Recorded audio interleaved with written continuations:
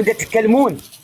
زين انا مستغرب بس بالله دكتور اليوم بس دكتور شيخنا انا بس مستغرب دكتور بالله بس من راحة الله يرضى تليجرام. عليك. يا موضوع لقيط وما دكتور لقيط حسين، بالله دكتور. موضوع شيلها دكتور. عنك، لأنك كنت أرقى من هذا الأمر. تكفى يا دكتور. يا دكتور شيخ حسين، بس نعرف دكتور. الإساءة اللي وصلت لك، والله يا أعرف ناس أعرف بتجاوبوني الإساءة. عليها. دكتور طيب دقيقة بس دقيقة بقول لك الله يرضى كلمة. عنك.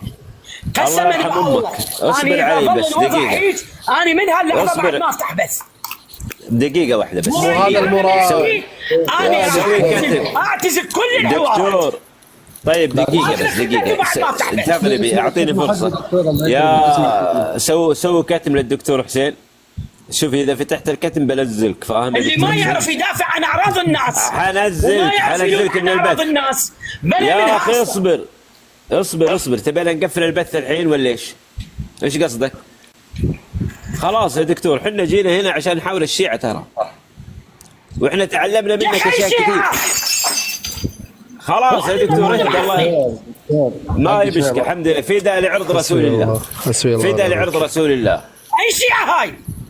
خلاص فداء لعرض رسول الله يا دكتور. يروح مالت التليجرام يصعدوني 41 واحد يحاسبوني محاسبة الملكين.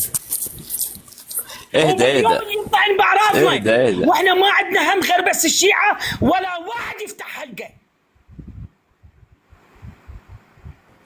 اي شيعة هاي؟ اهدى يا دكتور. والله انتوا اشد علينا من الشيعة. معلش دكتور بارك الله فيك، بس انتوا انت اهل السنة والجماعة.